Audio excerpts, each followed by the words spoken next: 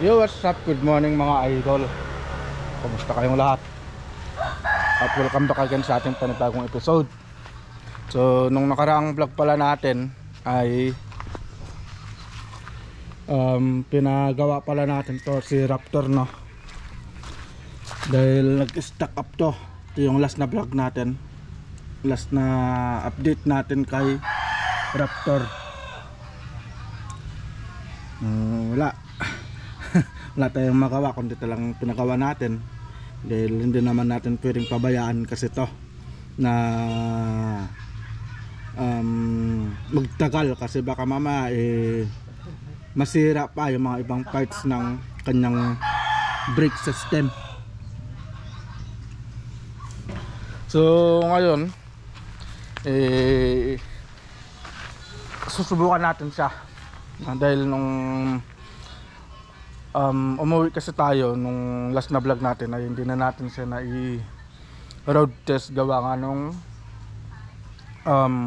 ulan. Anong tawag dito, yung camera kasi natin hindi siya pwedeng mabasa, so hindi natin siya na i-update kung ano ba yung performance na nangyari. Kasi yung nung last na bumabiyahe pala ako, kaya pala hirap siya na makatakbo. Siguro dahil sa stuck up yung preno, kaya minsan maingay na. So yun pala yung isang dahilan, no? Pero ngayon dahil okay na siya, so susubukan natin dahil sakto naman na pupunta kami ng bayan ni Mrs. At yung tawag dito, mamamalingki kami kasi ngayon ay araw ng Tienda dito sa bayan ng Anda. So i-update natin to para naman makita ng mga viewers natin na kung ano na yung performance niya, yung takbo na, yung hatak na pagkatapos na may pagawa yung stack up na preno.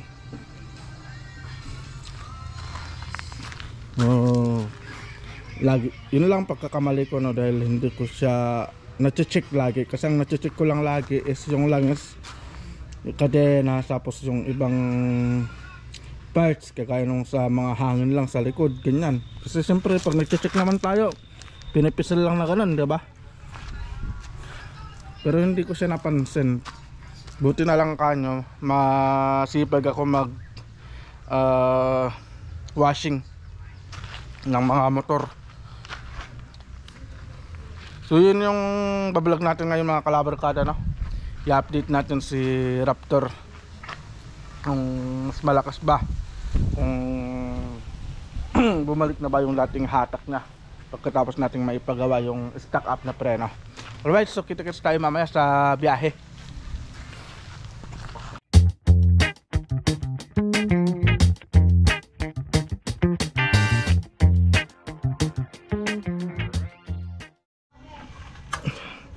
Alright mga kalabarkada, no? So papalis na rin tayo at nakabihis na rin si Mrs. So ito pala, painit ko na pala tong makina nito kanina mga kalabarkada habang inaantay ko si Mrs. Pwede na tong birit-biritin.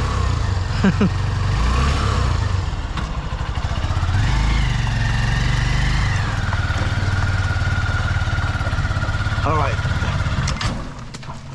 Oh no.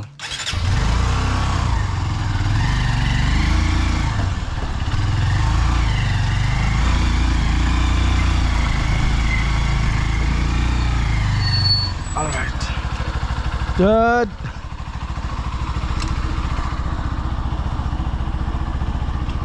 Tara na. Basta kami. Wala na yung signal. Bye.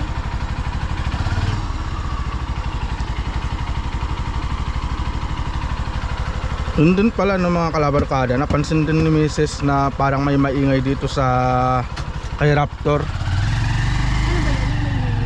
Sa kon pala, sa harapan. Yung sa preno yun. Ha? Umapit na pala yung preno.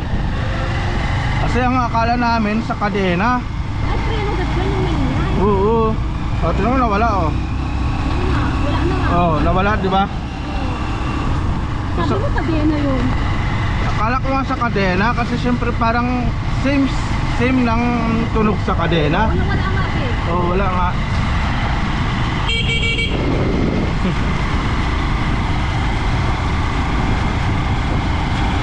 Wala nga. Oh, di ba? Tahimik na? Oh. So, yun pala yung isang dahilan mga kalabarkada. Matagal ko lang sinasabi sa inyo eh. Hindi nga, matagal mo na nga sinasabi sa akin kasi chine-check up ko naman nung kadena, adjust naman ako na adjust. Ganun pa rin. Hanggang sa nag-washing ako, doon ko na napansin na hindi na maikot. Wala na nga oh. Oh, wala na, di ba?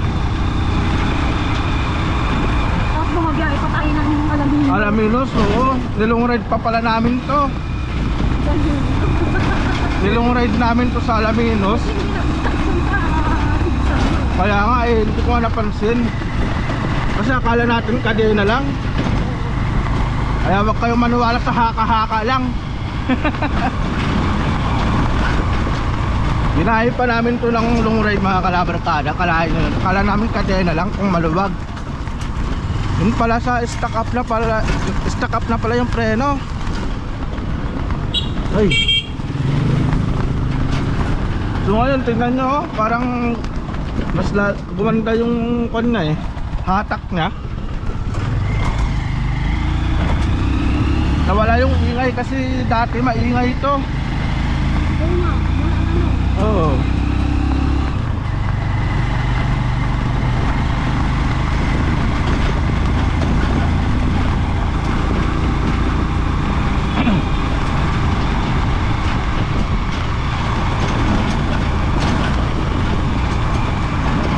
Saka tignan nyo, tignan mo yung kanya oh. Kunting Parang gumaan siya. gumaan, oo. Gumaan ka na. Oo. Parang sabi ko sa akin yung nakatakbo yung dito. Oo, ayun na eh, parang hindi siya makatakbo. Tapos parang ang bigat-bigat ng garong. Eh ngayon parang hanggang, parang wala na siyang hinahatak. Hindi na siya hirap na makatakbo. Kaya lang pinunta mo. Oo, pinunta ko be. Kaya nga kasi na lang pinunta mo nga. Oo.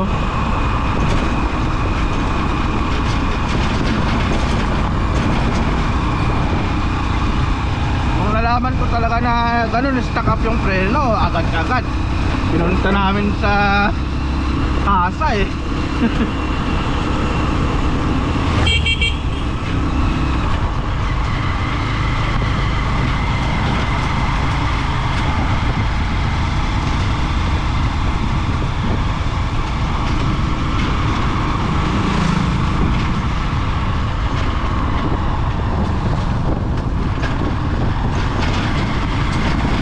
Kaya pala nung pumunta tayo ng Alaminos, sabi ko, oh, yung alam mo yung parang 125 na motor na naka-tricycle, parang hindi niya mahabol. Oo, At saka mabigat pa eh. mabigat ka, oh, mabigat siya. Ngayon, alam mo yung parang wala siyang kulong-kulong. Ganito rin ba yung ano? Yung umuwi kayo kaming Bulinaw? Oo. Ganito rin. Saka Oo, ganito rin, oo.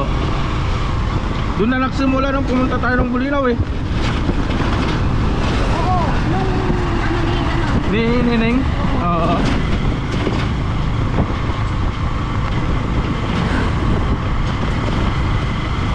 Siyempre ang akala lang natin, preno, kadena. Iwan ko sa'yo nga, ikaw naman kasi yung ano. I-check ko naman yung kadena, maingay pa rin. Langis ako ng langis sa kadena, adjust naman ako ng adjust. Ganun pa rin. Yun pala, preno na pala.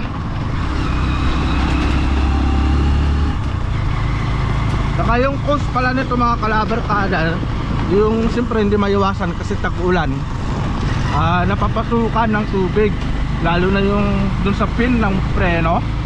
Nag-i-stack up pala yun, nangangalawang. Ganun daw yun, Re? Ha? Yan daw yung top niya? Oo, napapasukan ng tubig. So pinakamaganda talaga pag ganitong bago magtakulan, maglagay na ng grasa o langis sa mga preno, lalo na sa mga pin, sa mga kadena. Tapos sa mga bearing, para hindi mangalawa yung bearing, kasi doon nasisira yung mga bearing din eh pag tag-ulan, napapasukan ng tubig.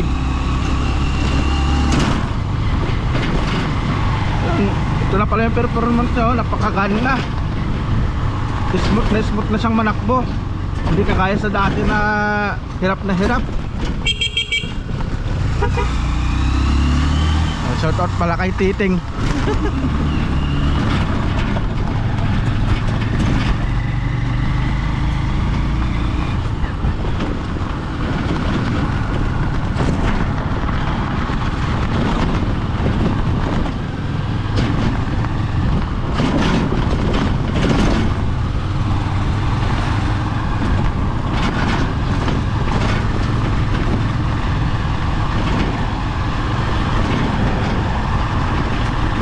Dati hirap na hirap siya dito eh, kaya naka third gear lang tayo.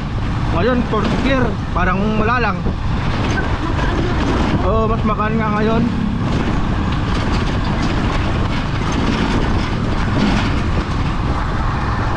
Saka isa pang dahilan kaya agad-agad na pinunta ko na sa kasa to, kasi baka mamaya masira din pati yung makina, kasi siyempre bersado. Kasi pag stock up ang preno, mapipersa din kasi yung makina. Parang ganun sa nangyari kay Red. Nakakatroma lang.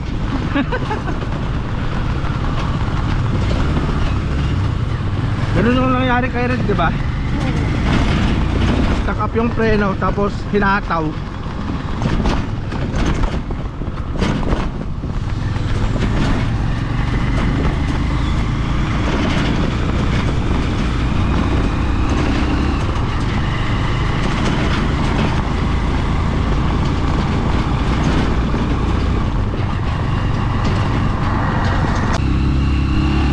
Mga kalabarkada na, so susubukan natin tong si Raptor dito sa may pababa.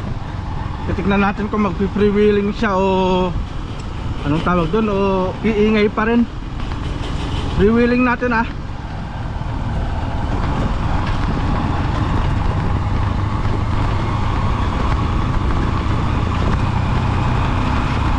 Alright.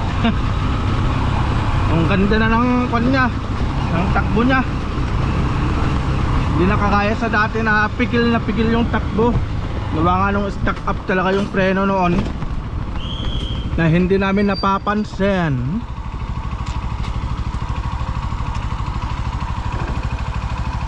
Tsaka dati ang ingay. Yun.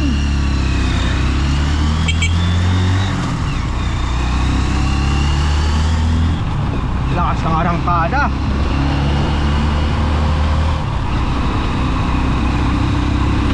Ganda nito.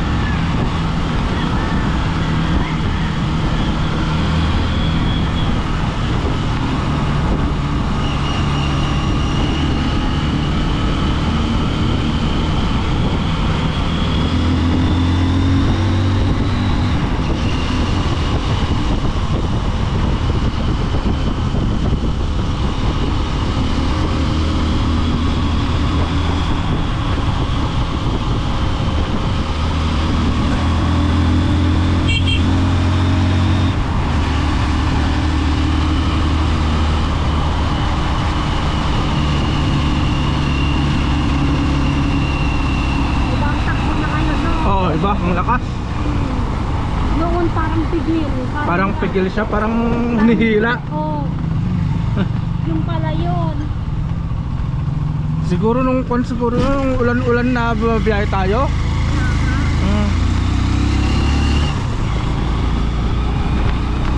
Eh, hindi ko naman pwedeng baklasan bit. Siyempre naka-maintain sa kasa pa to. Katulad na lang noon, wala tayong binayaran. Ay, hindi sila nagpabayad ko? Hindi. Guess ko eh. Kagayam! Di ba? Ha? Ah.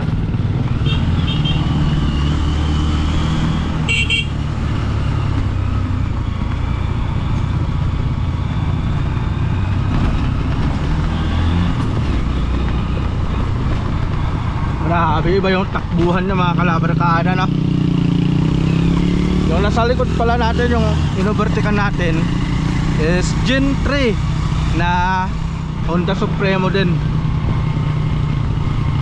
Pero lady driver yun, ha? Pero ang bilis pa rin. Bilis magpatakbo, ayan siya, oh.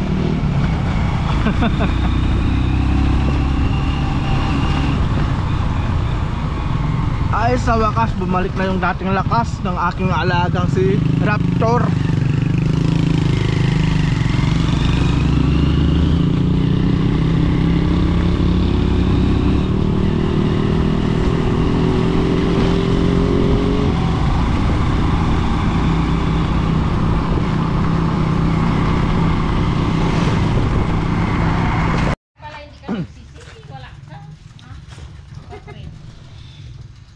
Alright mga kalabarkada, no? So, karating na rin tayo dito sa bahay. Wala akong internet eh pag nasa labas. At alright, napakasaya kasi bumalik na sa dati yung lakas ng alaga ko. Bumalik na sa dating lakas si Raptor. At nawala na yung maingay. Tapos, ang ganda na ng kanyang freewheeling. So, napakalakas. Nakita nyo naman kanina, Supremo to Supremo. Bumalik na talaga yung dating hatak nga. Kasi yung dating hatak nga halos pigil na pigil, parang hinihila siya eh. Ngayon talagang umuusad talaga eh. Mararamdaman mo yung lakas na talaga kada piga mo ng kanyang throttle.